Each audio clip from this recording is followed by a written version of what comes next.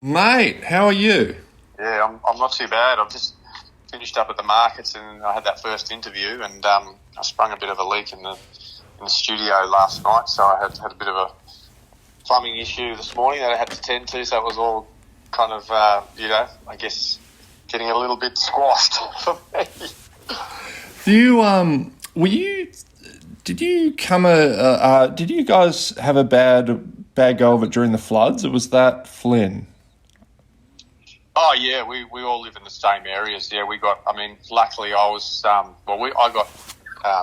my family got cornered in. We couldn't leave where we were because we had one bridge and, road to get out. And we actually just moved in to a new house, and, when you move house, you kind of go, well, let's get rid of all the food because we're moving to a new house, and as soon as we move in, we'll just go and buy new food.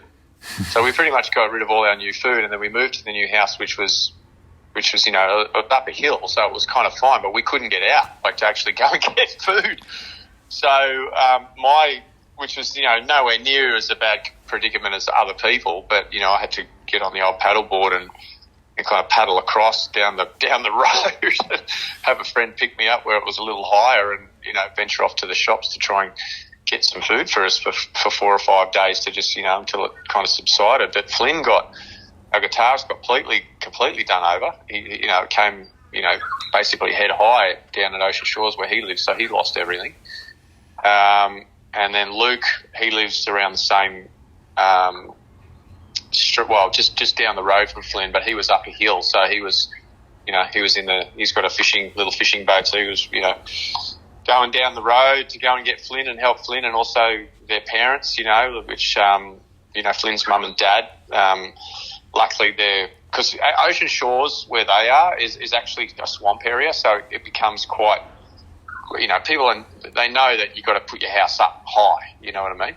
Mm. But this started obviously to go way over, and so it was pretty precarious for everybody, in our little circle, but everyone was okay, and just, but the amount of horror stories are just obviously just crushing to hear about and even to talk about, and so as a community we all just dug in as best as we could and help people out and, driving here and there to go and, service water and food and whatever we could do, to help. So, yeah, it was full on, mate. It was full on for that 3-month period, and then we got hit again. Yeah. Yeah, then we got fucking hit again, and it was worse. God. So, yeah, it was crazy, mate. It was a crazy time, And then COVID hit. Oh, I love it, hey. How good. And Australia just collectively lost its fucking mind during it.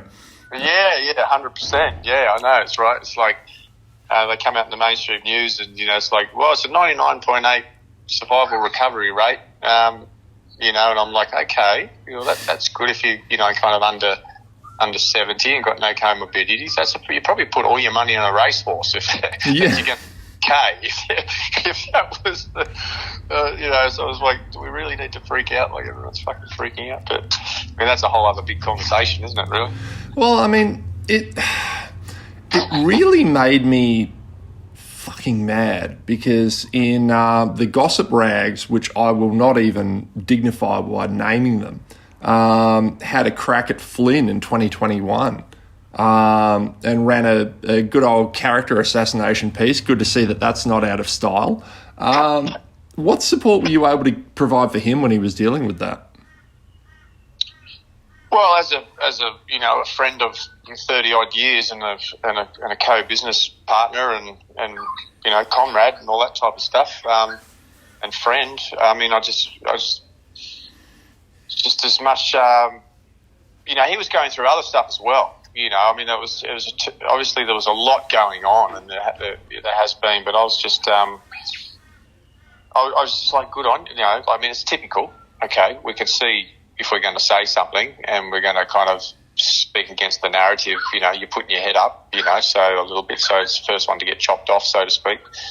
But there's also a bit of a resilience in our nature that, how we feel true to ourselves and what we see, what we experience, and what we think's actually going on. So if you're gonna say something, you know, we're well aware that you can get called out. We're very well aware we've been completely marginalised across the board and censored across the board, you know, on all sorts of platforms that we've had over the years, because we've obviously never been a band that's just talked about, you know, girls and pizzas and wearing, you know, red shoes and, you know, whatever. It's definitely been more commentary on the state of the world, you know, and who controls the fucking thing and where it's going. And, you know, so, you know, you can obviously see that you can be a target, you know, but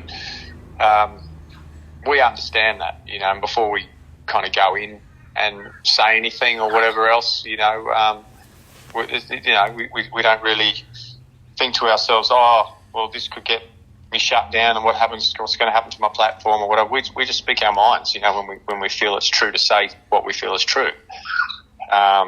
And that's the way we've always been, you know, and so we're just kind of sticking to that. But, yeah, it was pretty interesting seeing that, you know, I thought, but not surprising.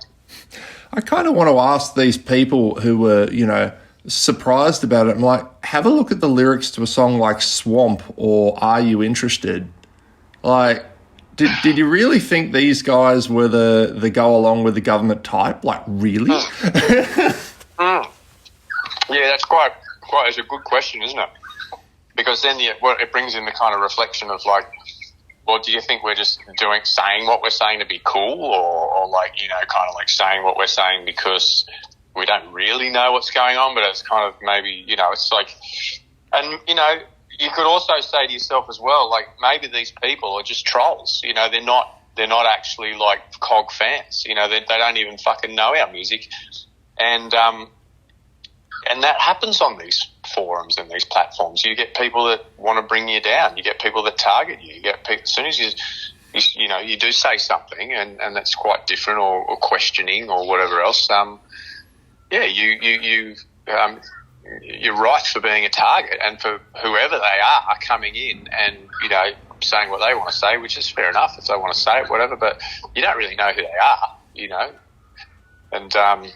Yeah, it can be a bit of a battle of wills and words and information, and, you know, what's false and what's fake and what's right and what's wrong and what's true and what's false, and, you know, it's a mishmash. It's a mishmash of like manipulation and yeah, it's a big topic, isn't it, that one? And there's a lot to unpack, but, you know, I guess we've just always been interested in world affairs, been interested in governments, banks who supposedly represent us, banking institutions, you know, what else is behind the scenes, and what's going on, because it's not like it's not happening, you know, and it's not for everybody, but I think we're just curious, you know, we're curious as citizens, taxpayers, workers, and people who, you know, create music and art, who want to say something that's kind of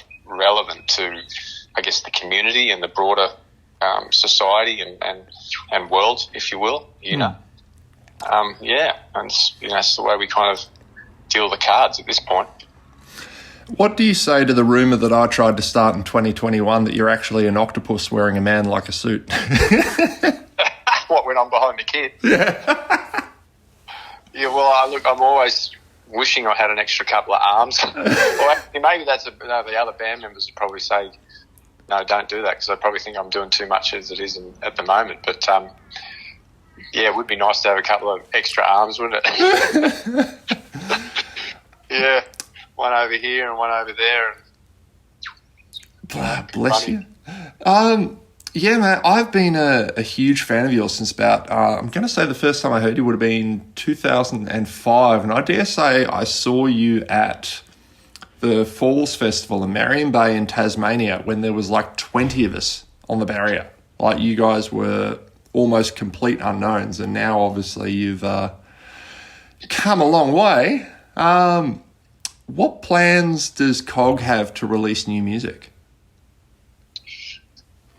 Well, the intention, the way I like to say it when people ask me that, is the intention is there, which is good. That's the first and foremost thing. And as a band, we all love and respect each other, and we want to still create with each other, and we've still got, similar vibes musically and how we like to play and create music. So that's all well and good. It's just finding the time. We're independent. We're self-funded.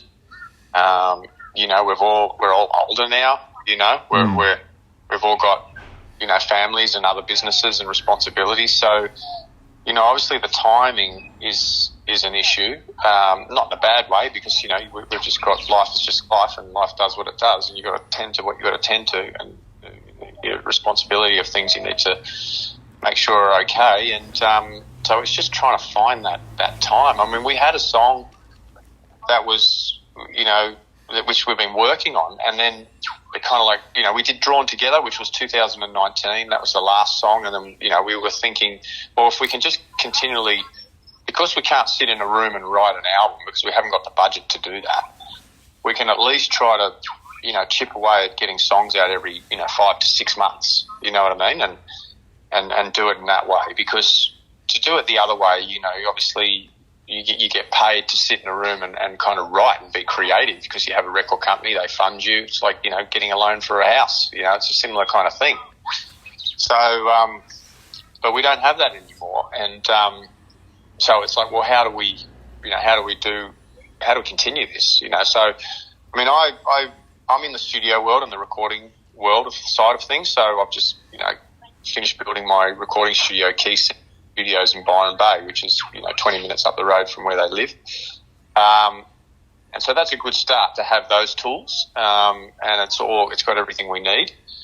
And the last couple of songs that we've done have been done in my studio and stuff like that. So, that's a big piece of the puzzle, which can be quite, financially a hard hit if you're going to go and record in different studios and whatever else, right? So that's a good thing.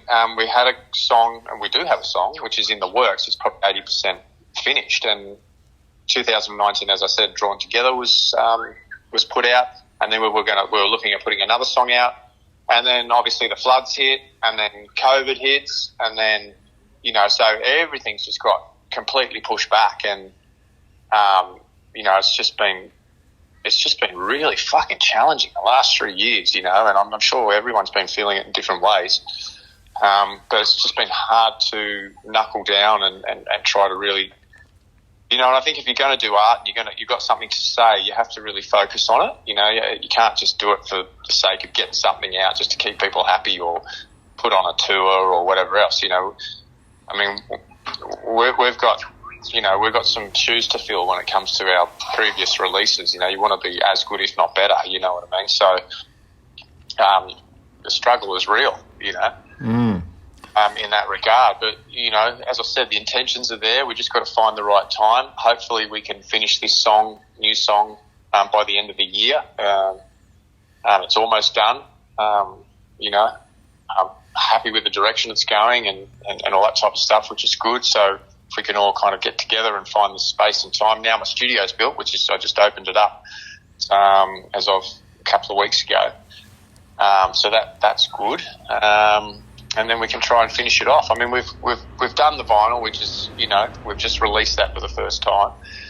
Not that it's new music by any means, but I guess in some respects it's that in itself it almost feels like it's something brand new, because I come from the era of buying vinyl and having the tangible relationship with vinyl, saving your money up through the week, your pocket money, and taking an hour bus ride into the city and walking the streets for 5 hours and checking the record stores out and bringing home 4 or 5 albums under your arm, and then sitting down and opening them up and having the ritual of putting it on the turntable with the needle and grabbing a cup of tea or whatever it was and putting the headphones on and just drifting off, and that is, so there's a bit of a romantic side to us, considering that's our era. And the way we had a relationship with music, it felt so great to get our music into that ballpark, and we didn't kind of skimp out too, like we really went the extra yard to make sure the sonics were as best as they could be, and that's why it's a triple album and not like a single album where bands just do it just as a cheap shit little merchandise thing that doesn't really matter about the sonic integrity of it. Yeah, and the artwork that was done back in the day, it was always like, fuck, imagine if that, we got to see that on a vinyl album one day, because the people who, helped us create the artwork and everything did a great job, and visually and tangibly to have that experience with it, it's just great to finally have it out. And also the record, the timing was right too, because we're not with the record company anymore that we were with, so that ended in January of this year. So that gave us the ability to go, right, now we can do this. It makes sense, Yeah. So we're working super. We haven't been just sitting there doing nothing. We've been working super hard. You mentioned before, obviously being a self-funded band. What are your feelings about venues taking merch cuts from artists? Have you had experience with that? Oh yeah, 100%. Everyone's putting their money in the. Everyone's putting a finger in the pie. It's Look, I understand it's their venue, and you're selling stuff out of their venue, and they've got fees and everything that they have to pay for. So it's a location that you're obviously being able to utilise to distribute and sell and your products and whatnot. So I get that end of it. I would hope that they get that, and they're struggling too. I mean, everyone's been so hit in so many different ways. The last interview I had, we're just talking about the inflation of things, the mortgage rates for things that, it's just ridiculous. So people try to find ways of passing the buck on, so to speak. Well, how can we minimise, or how can we keep this ship afloat? Well, maybe we need to grab a little bit of coin from the bands, like selling the merch so we can keep the lights on in the venue. It's like a roll-on effect, which is, I don't think it's anyone's greedy fault. I think it's more to do with just surviving and trying to keep themselves afloat themselves with everything, all the red tape that they've got to go through, So, but also on the same, it's hard for bands because we're not getting paid to release music anymore. We don't get paid anything, no one, people have the subscription to Spotify and $14 a month to the biggest record collection that they would never listen to in the world, at their fucking fingertips. And, if you've got guys like, Snoop Dogg and who was the other one I read the other day? The guitarist from Toto, Steve Lucas, wrote a big thing, and Mick Music, he calls it now, like McDonald's, Mick Music, just the way people digest their music and everything. And then Snoop Dogg's complaining, and they're big artists, they've made a lot of money, and they know the value of what music is, and they're all complaining. I mean, what hope has like independent artists like myself, COG, and other bands got, in that world? But you look at it, it's not coming from a place of complaining. It's coming from a place of looking at the environment, asking questions about it, and going, well, is there a better way? Because Spotify, it's an idea, it's a brand, it's a corporate entity, so to speak, and it's done really well, and it's got terms and conditions before you put your music on there. So I think everyone knows now that if you're going to put your music on there, you're not going to fucking get paid anything. You're not going to get paid anything. It's just a quick way to circulate your music, and they've come up with the idea, and good luck to them, that Spotify's been able to capture that market, but they've also had the capital to advertise, their idea to the masses, and I always call it it's like the cool cafe with the jukebox in the corner. Like everyone wants to go to the cool cafe and drink their milkshake and listen to the jukebox in the corner. It's kind of a similar setup. They've had the money and the ways of marketing Spotify, so it's the go-to place to put your music on. But I think really the way you got to look at it is like, well, good luck to them, fantastic. Use it for what it is, But musicians have to really put their fucking business heads on and start thinking about where the value is in their music, how to retain the value, and where to put it. And otherwise, musicians aren't going to be bothered anymore wanting to create it, because there's just nothing coming back. I mean, musicians and artists and painters and, you know, poets, and they'll always find a way to be creative, you know, and not expect money, you know, to some degree. But I guess, you know, we're all wrapped up in this music business or the industry, right? So I guess it comes down to how do we reshape it to where we retain the value and the rights and the creative ideas that come from us, through us, to the rest of the public to enjoy, and everyone's happy, and the artists can, you know, keep continuing to provide. You know, it's not, considering the amount of musicians they are and artists, and there's only a handful that get through the door and get paid big money, you know, and they give you the impression that that's oh, you're an artist, oh, you're a musician, oh, you know, you must make a lot of money, you know. It's fuck all, you know, and merchandise is like, to bring it back to that, is like one of the only ways to put fuel in the tank to get from gig to gig, you know. So if musicians and bands are getting squashed there, they're getting squashed with releasing music. I mean, it's you know, it's what would you call it? It's hemorrhaging. Yeah. The fucking music industry is fucking hemorrhaging. Maybe not for the big cats at the top. We'll keep it look like everything's fine, right? Because it is fine for them. But, you know, it's a bottoms-up movement now with the musicians. That's what it is. It's a bottoms-up movement that have to come up with ideas and ways of retaining their value and ways of circulating so they can feel like, you know, they are of value, and they are of value because it's a secret sauce, isn't it? Music, you know, it's like it's a very precious vibrational experience and thing that we have collectively to send each other messages and vibrations and frequencies of melodies and to make us feel good, and you know, and it just helps us get through the day. It's like a great soundtrack, you know. So yeah, I think there's big corporate ends of town that have worked out how to corral the value and maintain their power and wealth within, you know, making sure they get paid and everything. But it's up to, you know, obviously the musicians now, the bottoms-up movement for musicians to really start asking some big questions and reshape it, you know, awesome. Best we can. Awesome. Thank you, mate. Thank you so much. I better let you go because I think we're running behind on the interviews. I am a huge fan, man, so thank you so much for everything that you've done. And, yeah, man, I'm just looking forward to hearing whatever you do next. So thank you so much. Tom. Awesome, Tom. Thanks for your time, brother. Yeah. Appreciate it. No worries, mate. Talk to you soon. See ya. Bye. Bye.